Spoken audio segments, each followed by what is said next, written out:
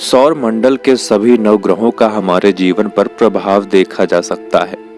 जन्म के समय मौजूद ग्रहों की स्थिति और नक्षत्रों के आधार पर हमारी कुंडली का निर्माण होता है और फिर यही ग्रह अपने अपने स्वभाव अनुरूप हमारे जीवन को चलाते हैं। इन ग्रहों का प्रतिनिधित्व हमारे जीवन के साथ साथ हमारे शरीर के विभिन्न अंगों पर भी होता है।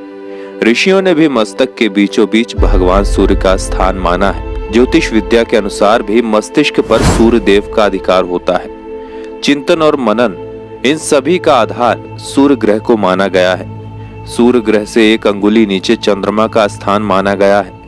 चंद्रमा का नाता भावुकता और चंचलता से है। साथ ही मनुष्य की कल्पना शक्ति भी चंद्रमा के द्वारा ही संचालित होती है। ज्योतिष भी कहता है कि चंद्रमा को अपनी रोशनी के लिए सूर्य पर ही निर्भर रहना पड़ता है, इसलिए चंद्रमा हमेशा सूर्य के साए में ही रहता है। जब सूर्य का तेज रोशनी बनकर चंद्रमा पर पड़ता है, तभी व्यक्ति के विचार, उसकी कल्पना और चिंतन में सुधार आता है। गरुड़ पुराण के अनुसार नेत्रों में मंगल ग्रह का निवास माना गया है। मंगल ग्रह शक्ति का प्रतिनिधित्व करता है और ये रक्त का संचालक माना गया है। बुध ग्रह को हृदय में स्थापित ग्रह माना गया है। बुध बौद्धिकता और वाणी का कारक ग्रह माना गया है। जब भी किसी व्यक्ति का व्यवहार, स्वभाव और वाचन शक्ति का पता लगाना हो तो बुध ग्रह की स्थिति को ही देखा जाता है। काम वासना और इच्छा शक्ति, इसका प्रतिनिधित्व शुक्र ग्रह द्वारा ही किया जाता है। शनि का स्थान नाभि में माना गया है। किसी व्यक्ति की कुंडली में शनि और बृहस्पति एक ही भाव में मौजूद हो तो ऐसा व्यक्ति वेदों, पुराणों और शास्त्रों का ज्ञाता होता है। राहु का स्थान मानव मुख में माना गया है। राहु जिस भाव में बैठा होता है उसी के अनुसार फल देता है। इसके साथ अगर मंगल का तेज मिल जाए तो ऐसा व्यक्ति क्रोधी तो होता है, साथ ही उसकी वाणी में वीरता होती है। राहु के साथ अगर बुद्ध की शक्ति मौजूद हो तो संबंधित जातक मधुर वाणी बोलता है। वहीं बृहस्पति की शक्ति हो तो वो अत्यंतिक ज्ञानवर्धक और शास्त्रों से जुड़ी बातें बोलेगा। अगर राहु के साथ शुक्र की शक्ति मिल जाए तो व्यक्ति बहुत रोमांटिक बातें करता है। केतु का स्थान कंठ से लेकर हृदय तक होता है। केतु ग्रह का संबंध गुप्त और रहस्यमयी कार्यों से भी होता है। सभी ग्रह अलग अलग स्थान पर निवास करते हैं, लेकिन रक्त के प्रवाह के कारण एक दूसरे पर इनका प्रभाव देखा जा सकता है। सूर्य और चंद्र का प्रकाश इस धरती के एक विस्तृत भूभाग पर एक सा पड़ता है, लेकिन उसका प्रभाव भिन्न भिन्न रूप में देखा जा सकता है। कहीं पर सूर्य के प्रकाश के कारण अधिक गर्मी है तो किसी ठंडे इलाके में उसके प्रकाश के कारण जीव जंतुओं को राहत मिली हुई है। सूर्य का प्रकाश तो एक समान ही धरती पर प्रकाशित हो रहा है, लेकिन धरती का क्षेत्र एक जैसा नहीं है। उसी प्रकाश से कुछ जीव जंतु मर रहे हैं तो कुछ जीव जंतु जिंदा हो रहे हैं। धरती पर गुरुत्वाकर्षण की शक्ति का प्रत्येक क्षेत्र, प्रकृति और व्यक्ति पर अलग अलग प्रभाव पड़ता है। वो इसलिए कि प्रत्येक की प्रकृति अलग अलग है।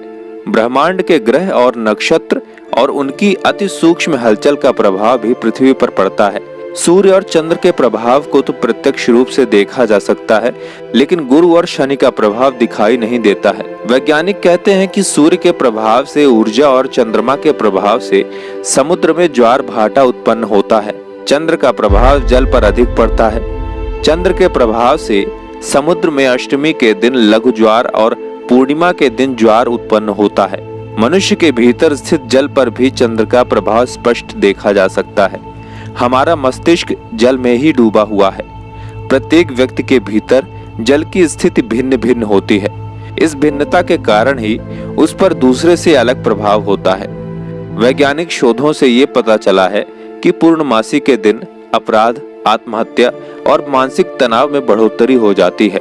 समुद्र में मछलियों के व्यवहार में भी परिवर्तन हो जाता है। ये भी देखा गया है कि इस दिन ऑपरेशन करने पर खून अधिक बहता है। शुक्ल पक्ष में वनस्पतियां अधिक बढ़ती हैं। सूर्योदय के बाद वनस्पतियों और प्राणियों में स्फूर्ति के प्रभाव को सभी भली भांति जानते हैं। हमारे ऋषि मुनियों ने बहुत शोध, समझ और अनुभव के बाद ये जाना कि किस तरह प्रत्येक ग्रह और नक्षत्र का प्रभाव प्रत्येक मनुष्य पर कैसा होता है। सिर्फ ग्रह और नक्षत्रों का प्रभाव ही नहीं, हमारे आसपास की प्रकृति और वातावरण से भी हमारे जीवन में उथल पुथल होती रहती है उक्त सभी बातों को गहराई से समझने के बाद ही वास्तु अनुसार घरों का निर्माण होने लगा। योग और आयुर्वेद का सहारा लिया जाने लगा। नक्षत्रों की चाल समझकर मौसम का हाल जाना जाने लगा। जब धीरे धीरे समझ बढ़ी तो ग्रहों के दुष्प्रभाव से बचने के अन्य उपाय भी ढूंढे जाने लगे। ज्योतिष जो उपाय बताते हैं वे अनुभूत सत्य पर आधारित और शास्त्र सम्मत होते हैं। दोस्तों, ग्रह नक्षत्र के प्रभाव से जुड़ी ये वीडियो आपको कैसी लगी हमें कमेंट बॉक्स में बताएं। साथ ही हर हर महादेव अवश्य लिखें। अज्ञात दुनिया पर यदि आप नए हैं तो चैनल को सब्सक्राइब कर लें। साथ ही इंस्टाग्राम और फेसबुक पर भी अज्ञात दुनिया से जुड़ें। जय शंकर।